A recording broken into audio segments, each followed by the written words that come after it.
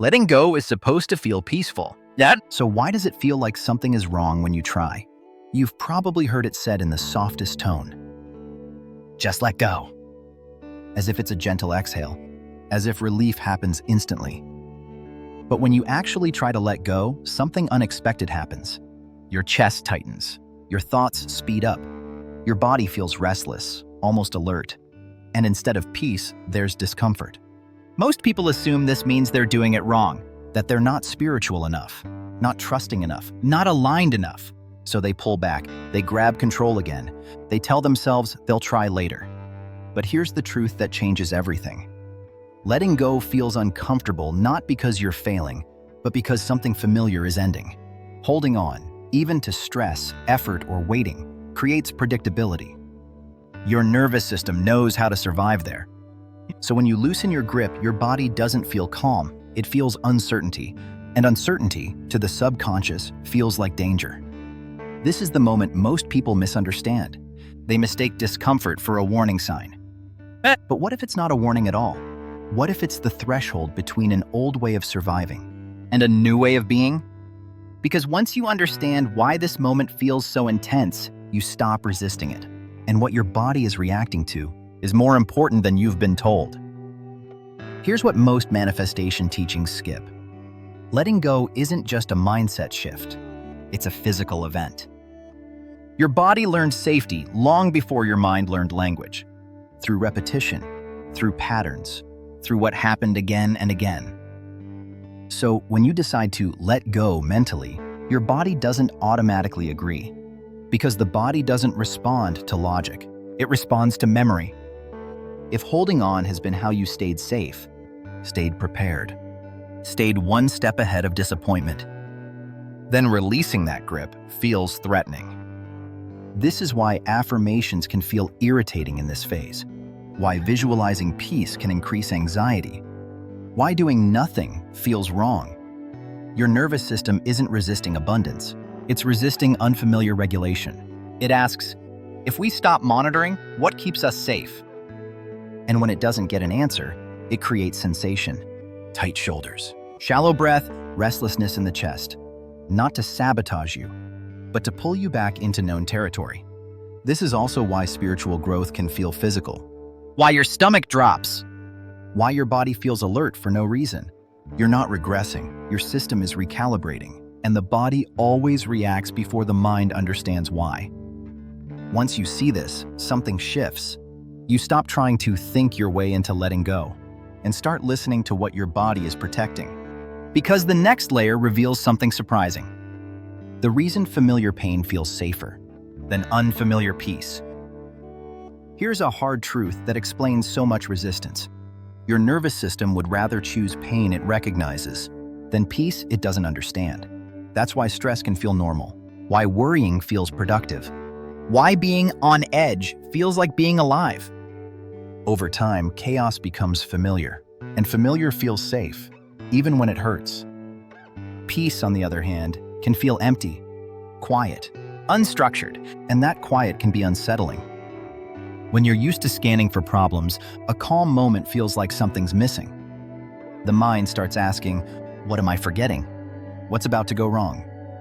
This is why people self-sabotage during calm phases. Why they pick fights. Why they create urgency where none exists. Not because they want chaos, but because chaos feels known. Manifestation challenges this deeply. Because it invites you into states your system hasn't rehearsed. Receiving without effort, Waiting without tension. trusting without proof. That's unfamiliar peace, and the body doesn't know yet that it's safe, so it tries to pull you back into overthinking, into planning, into control. But once you see this clearly, you stop labeling yourself as broken.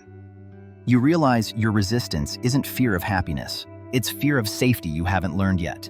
And that fear explains why control becomes so tempting. Because control offers something peace can't. At least at first. It offers structure, and that's where we're going next. Control didn't appear because you're rigid or untrusting. It appeared because it worked. At some point, staying alert kept you safe. Planning ahead prevented pain. Managing outcomes reduced surprise. So control became protection. It often disguises itself as responsibility, as discipline, as being on top of things. But beneath that, control is hypervigilance. It's your system saying, if I stay ahead, nothing can catch me off guard. The problem is, this state never truly turns off. Even in moments meant for rest, your mind keeps scanning. Control promises certainty, but it never delivers peace. It keeps your body in a constant low-grade stress response, always preparing, always anticipating, and over time, this becomes exhausting. But because control feels productive, we rarely question it, until manifestation asks you to release it. That's when discomfort spikes. Because letting go isn't just releasing outcomes. It's releasing the strategy that kept you safe. And the body doesn't surrender protection easily. This is why people feel anxious when they stop checking signs. Why trust the process can feel infuriating. Because control was never about desire. It was about survival. And survival strategies don't dissolve with logic. They dissolve with safety. Which brings us to the next layer, the subtle addiction to effort. Here's where letting go gets even more uncomfortable. Because for many people, effort didn't just become a habit. It became an identity. Trying hard felt noble. Struggling felt responsible. Rest felt suspicious. Somewhere along the way, effort turned into proof. Proof that you cared. Proof that you deserved results. Proof that you weren't lazy, careless, or giving up. So doing nothing feels wrong, even when nothing is required. When you stop pushing, the mind whispers, "You're falling behind. You should be doing more. If you relax, you'll lose momentum." But this isn't intuition. It's conditioning. Effort can become addictive because it gives structure to anxiety. It gives your nervous system something to do with fear. And manifestation interrupts this pattern because it asks you to receive without earning, to trust without chasing. That's deeply uncomfortable if your worth has been tied to effort. This is why rest can feel heavier than work. Why slowing down can trigger guilt. Why peace can feel undeserved. The addiction to effort isn't about productivity. It's about identity. And when effort loosens, something surfaces beneath it. A question you may have avoided for a long time. If you're not struggling, if you're not pushing, if you're not proving, who are you? And that question opens the door to the most emotional part of letting go. Because what comes next isn't relief, it's grief. This is the part that surprises people the most. Because growth is supposed to feel empowering, but here it feels heavy. When you let go of effort, control, and striving, you're not just releasing habits. You're releasing an identity. The version of you that stayed alert, the one who held everything together, the one who survived by trying harder. That version had a role, and it did that job well. So when it's no longer needed, there's a sense of loss. Even if nothing external is wrong, internally, something is ending. This is why sadness can appear during spiritual growth. Why tears come without a clear reason. Why motivation drops. It's grief, not for what you lost, but for who you were. No one teaches us how to grieve an old self. So people panic. They assume they're regressing. They assume they're losing drive. But what's actually happening is completion. You're outgrowing survival mode, and that creates an emotional vacuum. The mind wants to rush in and fill it, with goals, with plans, with new struggles. But if you don't rush, you notice something else, an in-between space, a pause, not the old you, not yet the new you. And this space has a name, the void. The void is uncomfortable because it has no labels, no roles, no clear direction. You're no longer who you were, but you don't yet feel like who you're becoming. Nothing feels solid here. The ego panics in this phase because it thrives on definition, on identity, on knowing who you are and what you're doing. So when the void appears, the ego interprets it as danger. It urges you to go back to effort, back to familiar stress, back to old patterns that feel like you. This is why most people quit here. They mistake the void for emptiness, for lack, for failure. But the void isn't empty, it's fertile. It's the space where old patterns dissolve, before new ones can stabilize. In nature, nothing grows in chaos. It grows in stillness. The void is stillness your nervous system hasn't learned to trust yet. There's no rush here, no pressure. But the temptation to escape the discomfort is strong, because staying in the void means tolerating uncertainty without immediately resolving it. And that's a skill most people were never taught. If you stay just long enough, something subtle happens. The noise quiets. And that quiet often gets mistaken for nothingness. Which is why the next phase can be so confusing. Because manifestation often goes silent right here. This is the phase where doubt gets loud, because from the outside, it looks like nothing is happening. The signs slow down, Synchronicities fade, reassurance disappears, and the mind starts asking questions. did I mess this up? Am I doing enough? Why does it feel so still? But manifestation doesn't always move with noise. Sometimes it moves with subtraction. Old timelines don't always collapse dramatically. They dissolve quietly. The momentum you felt earlier was fueled by effort and intention. Now that effort has loosened, there's a pause while alignment recalibrates. This silence isn't rejection, it's integration. Your nervous system is learning how to exist without chasing proof, without scanning for confirmation, without bracing for disappointment. That's why reassurance disappears here. Because reassurance would keep you attached. This phase asks for trust without evidence. And that's uncomfortable if you've been trained to regulate your emotions through signs. Most people interrupt this stage. They jump back into techniques, Affirm harder, force movement, not realizing the quiet is doing the work for them. because this is the moment attachment loosens. And attachment, not desire, is what actually blocks flow.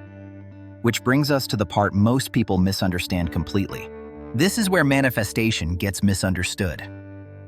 Most people think the problem is wanting too much, but desire isn't the issue. Attachment is. Desire is open. It imagines. It inspires. It feels expansive. Attachment is tight. It's urgent. It says, I need this to happen so I can feel okay. Attachment turns the future into emotional life support. And when that happens, your nervous system stays in lack. Not because the desire is wrong, but because your safety feels dependent on the outcome. That's why obsession repels flow. Not spiritually, but biologically. Attachment contracts the body, shortens the breath, narrows attention. You're no longer available to receive. You're busy monitoring. Letting go doesn't mean dropping the vision. It means releasing the emotional dependency tied to it. You can still want something deeply, without using it to regulate your emotions. That's the shift, and it's uncomfortable. Because it requires learning how to feel safe now, instead of postponing safety until something arrives. When attachment loosens, there's often a strange neutrality. not excitement. Not fear, just space. And that space can feel like loss. If you've been using desire to stay emotionally afloat, But that neutrality is actually power, because it means your nervous system has stopped signaling lack. And once attachment fades, a new fear often appears. If I'm not gripping, if I'm not pushing, if I'm not emotionally invested, am I giving up? that question is the doorway to the next truth. This is the fear that stops most people from letting go completely. If I stop trying, If I stop pushing, if I stop caring so much, won't everything fall apart? We've been taught that effort equals commitment, that struggle equals seriousness, that if you relax, you must not want it badly enough. But letting go isn't indifference, and it isn't apathy. You can care deeply without clinging. You can desire fully without gripping the outcome. Letting go is not quitting. It's removing fear from the equation. Giving up comes from hopelessness. Letting go comes from trust. Giving up says, there's no point. Letting go says, I don't need to control this to be okay. That distinction matters, because when fear leaves the process, intuition has space to speak. When you stop forcing, Timing becomes visible. You're no longer trying to drag the future toward you. You're allowing yourself to meet it. This is why surrender is not passive, it's deeply active. It requires presence. It requires restraint. It requires staying open when your instinct says to tighten. And that's why letting go can feel so destabilizing, because it removes the illusion of control. before replacing it with felt trust. Which brings us to the moment that scares people the most: trust. Because before trust feels like freedom, It feels like falling. This is the moment where everything feels unsteady.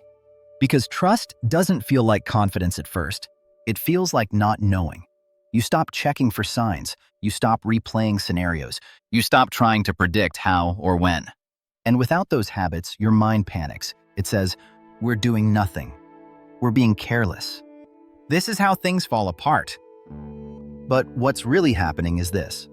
You've removed the scaffolding your nervous system used to lean on. Control gave you structure. Effort gave you direction. Worry gave you a sense of movement.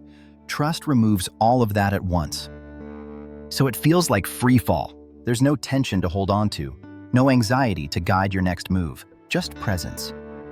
And presence can feel empty if you've lived in survival mode for a long time. This is why people say trust feels unsafe, because safety used to mean anticipation, preparation, staying ahead of disappointment. Trust asks you to stay here instead, to experience life without rehearsing it.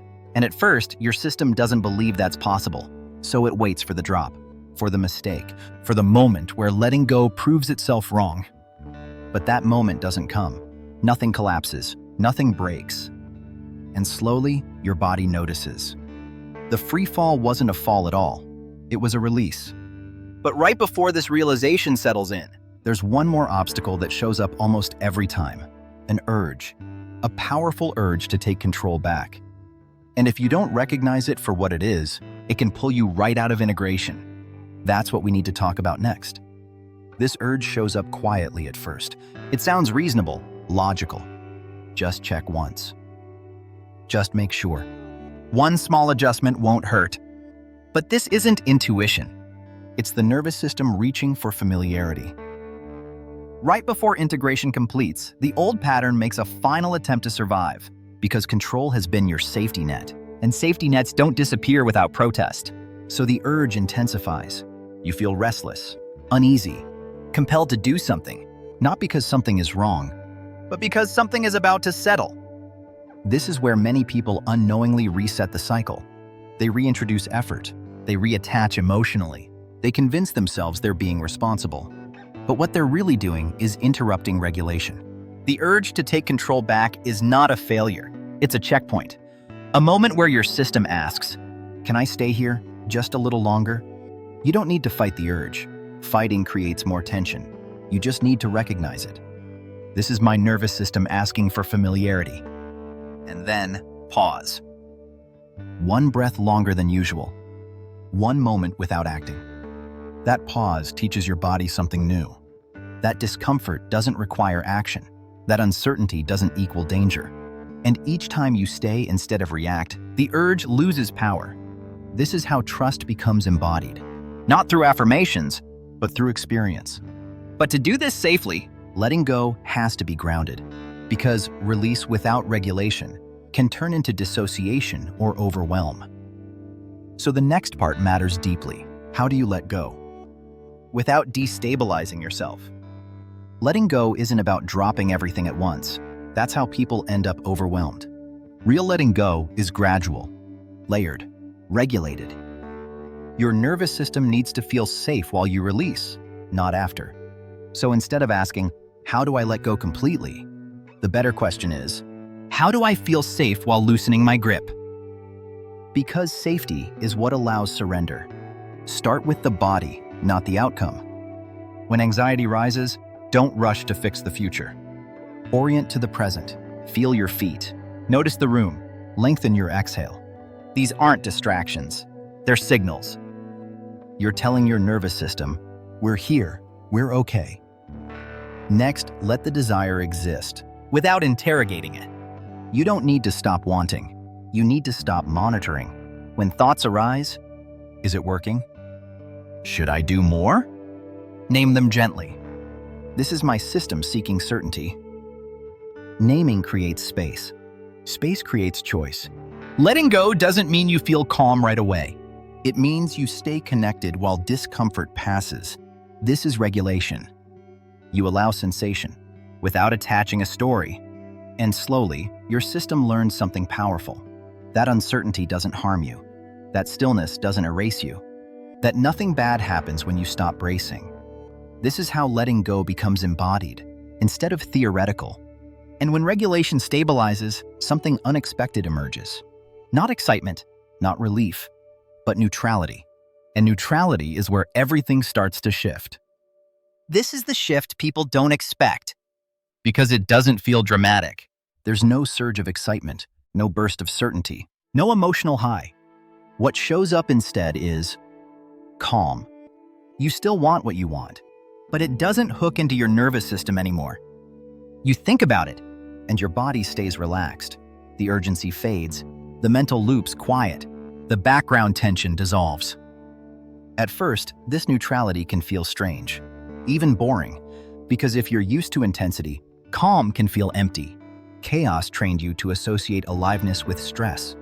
So when stress leaves, the mind asks, is something missing? Nothing is missing. What's gone is contraction. Neutrality isn't numbness, it's availability. You're no longer using desire to regulate fear. You're no longer scanning for proof. You're present. And presence is powerful because it's receptive. In neutrality, intuition becomes clearer. Decisions feel simpler. You're not forcing timing, you're noticing it. This is why people say manifestations arrive when you stop obsessing. Not because you forgot the desire, but because you stopped squeezing it. Neutrality tells the nervous system, we're safe right now. And safety is the signal reality responds to. But here's the next surprise. Once neutrality stabilizes, movement begins. Quietly, naturally, without effort, and when that happens, it feels almost normal, which is exactly what we need to talk about next. This is where things begin to shift. But not in the way people expect. There's no dramatic announcement, no emotional surge. Life just responds. Messages come in naturally. Opportunities appear without urgency. Decisions feel obvious instead of stressful. You're not chasing signs anymore, so when movement happens, it doesn't shock you. It feels normal. And that's the clearest sign alignment is real. Because when you're no longer signaling lack, reality doesn't need to overcompensate. You're not forcing timing, you're meeting it. This is the phase where effort feels unnecessary. Not because you don't care, but because you're no longer bracing. You act when it feels right. You wait when it doesn't. And both feel okay. Manifestation moves smoothly here. Because your nervous system isn't interfering. No urgency, No pressure, no emotional bargaining, just responsiveness. This is why people say, it happened when I wasn't trying. But the truth is, You were involved. you just weren't controlling. And once you recognize this state, you realize something important. The discomfort you felt earlier wasn't a problem to solve. It was a passage to cross. Because what comes last is the meaning behind all of it. And that meaning changes how you see everything that came before. If there's one truth to take from everything you've heard, it's this. The discomfort you felt while letting go was never a sign that something went wrong. It was a sign that something was completing. Every real transformation includes an initiation. A threshold where the old way of surviving no longer works, but the new way hasn't fully settled yet. That threshold is uncomfortable by design. You weren't being tested. You weren't being punished. You weren't failing the process. Your nervous system was upgrading. It was learning how to exist without tension, without bracing, without needing to control every outcome to feel okay. That kind of shift can't happen intellectually. It has to be felt. That's why letting go feels physical. Why it stirs anxiety before it brings peace. Why it challenges identity before it brings clarity. You didn't lose control. You outgrew it. You didn't stop caring. You stopped gripping. And that difference is everything. So if you're still feeling a little uncomfortable, good. That means your system is still integrating what it learned, still settling into a new baseline. You don't need to rush this. You don't need to perfect it. Just notice when the urge to tighten appears. And meet it with patience instead of force, because the version of you on the other side of letting go isn't someone who never feels fear. It's someone who no longer lets fear run the process. And from that place, manifestation stops feeling like effort. Life stops feeling like a test. And peace stops feeling unsafe. Before you move on, take one slow breath. Longer on the exhale. Notice where your body is right now, not the thoughts, the sensation. That awareness is the doorway. If this message met you where you are, you may want to return to it another time. So save it. If this kind of grounded, nervous system-aware spirituality resonates with you, Subscribe. there's more unfolding here. And if someone you know is struggling with control, waiting, or trust, share this with them. Not to fix them, but to remind them they're not broken. You don't have to let go perfectly, just enough to stay present. And maybe That's where everything begins to change.